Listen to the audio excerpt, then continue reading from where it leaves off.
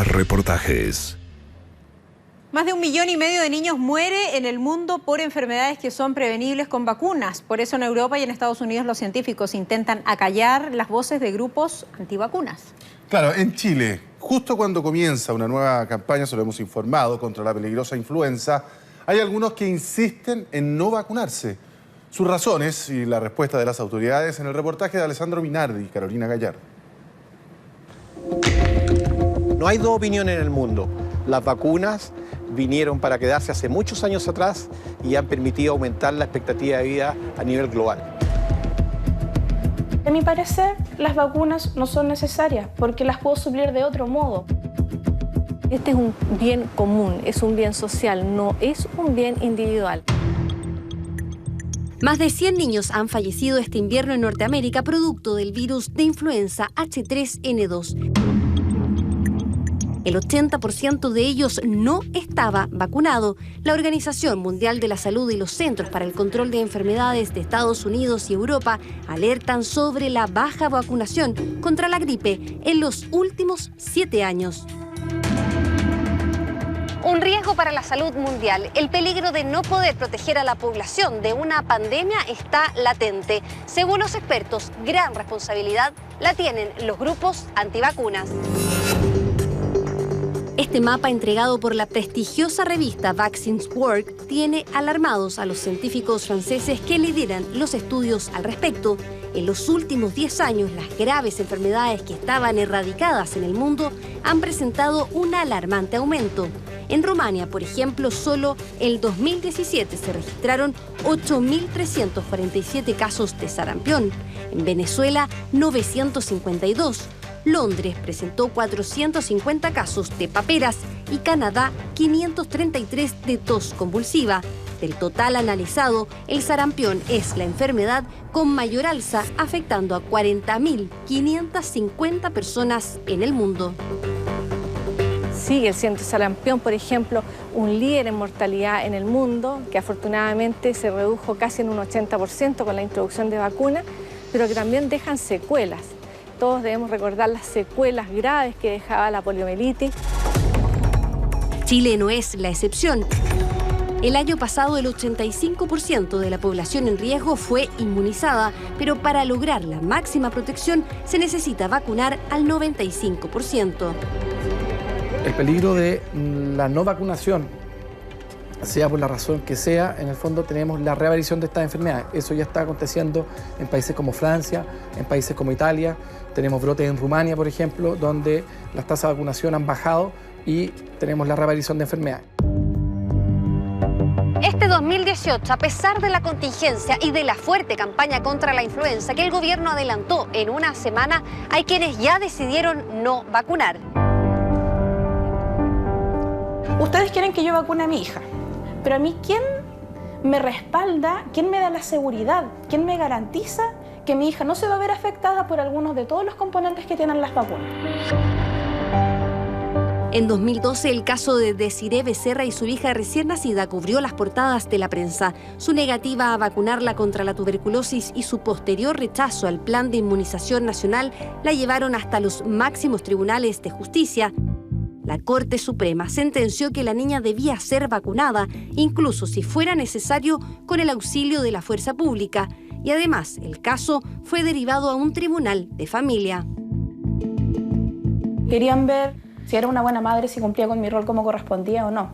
Entonces ahí me tuve que enfrentar a entrevista psicosocial, que fueran a ver la casa donde vivía y estar bajo la mira constante de personas que ni siquiera conozco. Logró llegar a un acuerdo con el abogado demandante. Desiree accedía a inmunizar a su hija siempre y cuando le entregaran los informes de inocuidad de las vacunas correspondientes, que hasta hoy, 6 años después, no recibe. No todo es perfecto, para ninguno de los dos lados, pero uno debe tener toda la información y manejarla. Pero ¿qué pasa? Que aquí si uno va al consultorio, va al hospital y pregunta los prospectos de la vacuna, no sé, no tengo idea. Desconfía de los componentes de las vacunas y sus efectos adversos. La duda se propagó por Europa en 1998, cuando un médico británico relacionó el autismo con la vacuna tresvírica contra el sarampión, rubiola y paperas. Su pseudoestudio se basó en apenas 12 casos. Es un mito, es una mentira, y quien en un momento la publicitó perdió su título de medicina. Lo que tenemos que hacer es continuar educando a la población y haciendo ver cuáles son las ventajas inequívocas, y aquí no hay dos opiniones, que la población debe vacunarse para mantenerse protegida.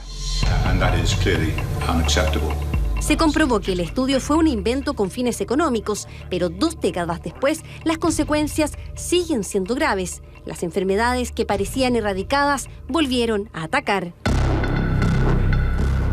Para nosotros como colegio es sumamente preocupante que existan grupos organizados que, más que dar información cierta e importante, lo que hacen es desinformar, lo que hacen es generar un manto de duda sobre una, como dije, de las grandes herramientas que tenemos hoy en día de salud pública. En 2014, Chile enfrentó una fuerte discusión en el Parlamento por la ley antitimerosal en las vacunas. El preservante que contiene mercurio asustaba a la población por los riesgos asociados al autismo. Pese a que los médicos desestimaron la relación entre las vacunas y la enfermedad, algunos parlamentarios intentaron eliminar el mercurio y cambiar las dosis por otras libres de timerosal, cuyo costo se triplicaba. La ley era inviable económicamente, pero se estableció reducir las trazas de mercurio. Las vacunas que hay en este momento son seguras, no se pasan al mercado hasta que no son seguras, no son recomendadas por la OMS hasta que no se ha ido por todo el proceso de calidad, y además hay un sistema de detectar rápidamente si cualquier vacuna puede estar dando problemas. En el caso de las vacunas, estamos hablando que los riesgos son mínimos en general. O sea, tenemos que imaginar que en Chile tenemos el programa ampliado de inmunizaciones, el PAI, que se aplica prácticamente a todos los niños desde que nacen, ¿no es cierto?, hasta los 7 años, más los programas especiales. Y prácticamente se vacuna casi toda la población en esos programas. La aparición de efectos adversos importantes, estoy hablando, no de dolor, no de enrojecimiento, sino de efectos adversos importantes, es muy baja. Pero a su vez, la ganancia que tenemos de vacunar a toda la población, digamos, son ganancias que son tremendamente positivas, tanto para las personas como también para el país. En Internet abunda información sobre las vacunas. Aparece el prospecto, el detalle de sus componentes y los posibles efectos adversos. Son casos aislados, pero de todas formas los grupos que critican la inoculación proliferan en las redes sociales, muchas veces con informaciones sin sustento científico. Nosotros, más que un movimiento antivacunación, nosotros lo que buscamos es la libertad de elección. El ser capaces de decidir si sí o si no, y que eso no se vea reflejado en una posterior demanda, en un posterior problema legal. Tener la elección libremente, de ver qué es lo que es mejor para nosotros y para nuestras familias. Entiendo que estos papás que postergan la vacuna es por un temor a que se relacione con algún eventual daño. Lamentablemente, las enfermedades en la infancia que se pueden producir y que son evitables por las vacunas no son enfermedades que vayan a fortalecer el sistema inmune, sino que hay enfermedades en la infancia que matan. ¿Cómo vamos a poder generar un nivel de conciencia para poder tener la opción a decidir si nos entregan información a medios? O sea, lo único que nos dicen a través de todos los medios que nos atacan, las vacunas son buenas, te hacen bien para esto, te ayudan en esto, que esto y lo otro. La legislación chilena obliga a respetar el plan de inmunización que desde 1978 intenta proteger a las personas desde que nacen contra graves enfermedades. La vacuna es un derecho de salud y no se puede negar. El hecho de vacunarse no es una opción de los padres, sino que es un derecho de los niños. Con nuestros hijos, con nuestras hijas, está en nuestra mano su futuro, está en nuestra mano su salud, y desde luego tenemos que darles las mayores oportunidades para crecer y desarrollarse con todas las capacidades y sin ningún riesgo. Esa mamá que dice que no va a vacunar a su hijo tiene que saber que su hijo se puede transformar en un eventual portador de enfermedad y a su vez en un eventual transmitidor de esas enfermedades. Su hijo tiene que ir al jardín, por lo tanto va a compartir con otros niños. Y por lo tanto él va a exponer en riesgo a esos otros niños. Allí radica la importancia de cumplir con las vacunas. Si un pequeño grupo decide no hacerlo, expone al resto al peligro de contraer enfermedades mortales o con graves secuelas.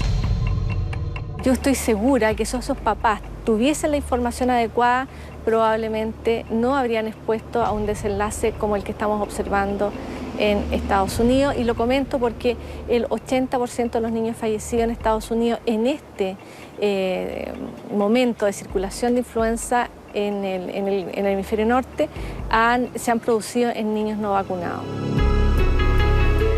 Según la UNICEF, 1,5 millones de niños mueren cada año en el mundo a causa de enfermedades prevenibles con una vacuna. Europa está amenazada. De hecho, en Francia se busca obligar por ley la inoculación de los niños menores de 2 años contra 11 virus. Pese a las desconfianzas de algunos grupos, la conclusión de los especialistas es que las vacunas son el invento más importante para prevenir la propagación de enfermedades en la humanidad.